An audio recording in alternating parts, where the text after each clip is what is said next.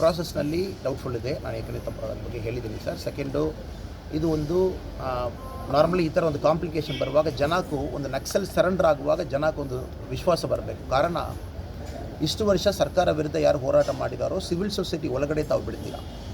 Civil society ಒಳಗಡೆ ಅವರು ಬರುವಾಗ ಜನಕ್ಕೊಂದು ವಿಶ್ವಾಸ ನಂಬಿಕೆ ಬರಬೇಕು. ಈ ಪ್ರಾಸೆಸ್ ಕ್ಲೀನಾಗಿ ಮಾಡಿದ್ದಾರೆ, ಸರಿಯಾಗಿ ಮಾಡಿದ್ದಾರೆ. ಸೊ ಜನಕ್ಕೆ ಇದರಲ್ಲಿ ವಿಶ್ವಾಸ ಸ್ವಲ್ಪ ಕೊರತೆ ಇದೆ. ಸೊ ಅದಕ್ಕೆ ನಾನು ಪುನಃ ಹೇಳ್ತಾ ಇದ್ದೀನಿ ಸರ್. ಎನ್ಕೌಂಟರ್ ಅದೇ ಒಂದು ಡೌಟ್ ಇದೆ. ಎನ್ಕೌಂಟರ್ ಆದ ಮೇಲೆ ಸರೆಂಡರ್ ಪ್ರಾಸೆಸ್ ಒಂದು ಡೌಟ್ ಇದೆ.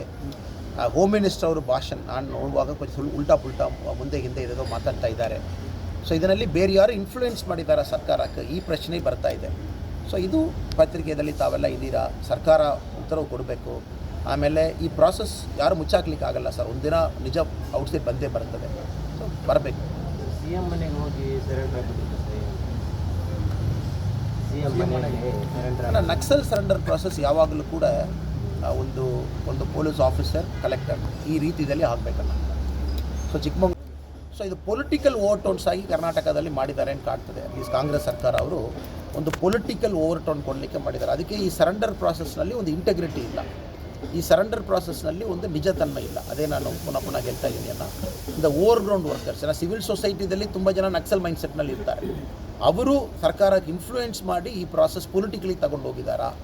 ಇದರಲ್ಲಿ ನಿಜವಾಗಿ ಅದೇ ಮೈಂಡ್ಸೆಟ್ನಲ್ಲಿ ಸಿವಿಲ್ ಸೊಸೈಟಿ ಬರುವಾಗ ಏನಾಗ್ತದಲ್ಲ, ನಕ್ಸಲ್ಸ್ ಒಂದು ಮೈಂಡ್ಸೆಟ್ ಇರಲಿಕ್ಕೆ ಕಾಡೊಳಗಡೆ ಇದ್ದಾರೆ, ಮೈಂಡ್ಸೆಟ್ ಇರಲಿಕ್ಕೆ ಹೋರಾಟ ಮಾಡ್ತಾರೆ. ಅದೇ ಮೈಂಡ್ಸೆಟ್ ತಗೊಂಡು ಬಂದು ಸಿವಿಲ್ ಸೊಸೈಟಿ ಒಳಗಡೆ ತಾವು ಬಿಡುವಾಗ ಪಾಲಿಟಿಕ್ಸ್, ಡೆಮೋಕ್ರಸಿ ಎಲ್ಲದಲ್ಲಿ ಕೂಡ ಪ್ರಾಬ್ಲಮ್ ಆಗ್ತದೆ. ಸರಿ ಇಲ್ಲ. ಈಗ ಅದೇ ಥರ ನೋಡಿಕ್ಕೆ ಹೋದರೆ ಈಗ ಒಡಿಸ್ಸಾದಲ್ಲಿ 30 ಜನ ಯಾರು ಸರೆಂಡರ್ ಆಗಿದ್ರು ನಕ್ಸಲ್, ಅವರನ್ನು ಅಮಿತ್ ಶಾ ಅವರು ಕರೆದು ಮಾತಾಡಿಸಿದ್ರು. ಎಲ್ಲ ಕಡೆಯಲ್ಲಿ ಕೂಡ ಸರೆಂಡರ್ ಆಗ್ತಾರೆ. ಎಸ್ಪೆಷಲಿ ನಾರ್ತ್ ಈಸ್ಟ್ ಹೋಗುವಾಗ ಮಿಲಿಟರಿ ಸರೆಂಡರ್ ಆಗ್ತಾರೆ. ಪ್ರಾಸೆಸ್ ಎಲ್ಲ ಆದಮೇಲೆ ಅದು ಹೋಮ್ ಮಿನಿಸ್ಟರ್ ಇರ್ಬೋದು, ಚೀಫ್ ಮಿನಿಸ್ಟರ್ ಇರ್ಬೋದು, ಪ್ರಾಸೆಸ್ ಆದಮೇಲೆ ಒಂದು ದೊಡ್ಡ ಸಭೆಯಲ್ಲಿ ಮಾತಾಡ್ತಾರೆ. 200, 300, 500, 1000 ಜನ ಮಿಲಿಟೆಂಟ್ಸ್ ಎಲ್ಲ ನಾರ್ತ್ ಈಸ್ಟಲ್ಲಿ ಸಾಧಾರಣ. ಬಟ್ ಇದನ್ನಲ್ಲಿ ಎಲ್ಲಿಗೂ ಒರಿಸ್ಸಾದಲ್ಲಿ ಈ ಥರ ಆಗಿಲ್ಲ ಅಲ್ವಣ್ಣ. ಒಂದು ವಿಕ್ರಮ್ ಗೌಡ ಆ ಥರ ಒಂದು ಮನುಷ್ಯ ಎನ್ಕೌಂಟರ್ನಲ್ಲಿ ಒಂದು ಡೌಟು. ಅದಾದ ಮೇಲೆ ವಿತಿನ್ 2-3 ಡೇಸ್ನಲ್ಲಿ ಸರೆಂಡರ್ ಪ್ರಾಸೆಸ್ಸು. ಅದಾದ ಮೇಲೆ ನಮ್ಮೆಲ್ಲರಿಗೂ ಗೊತ್ತು, ಸಿದ್ದರಾಮಯ್ಯನವರು ಕಾಂಗ್ರೆಸ್ ಸರ್ಕಾರ ಅದಕ್ಕೆ ಮುಂಚೆ ಗೌರಿ ಲಂಕೇಶ್ ಹಳೆಯ ತಾವು ಹಿಸ್ಟ್ರಿ ಎಲ್ಲ ನೋಡುವಾಗ ಎಲ್ಲರೂ ಕೂಡ ಹಳೆಯ ಹಿಸ್ಟ್ರಿ ಗೊತ್ತು. ಅದ್ರ ಬಗ್ಗೆ ನಾನು ಮಾತಾಡಲಿಕ್ಕೆ ನಾನು ಇಷ್ಟಲ್ಲ, ನಿಮಗೆ ಗೊತ್ತಲ್ಲ.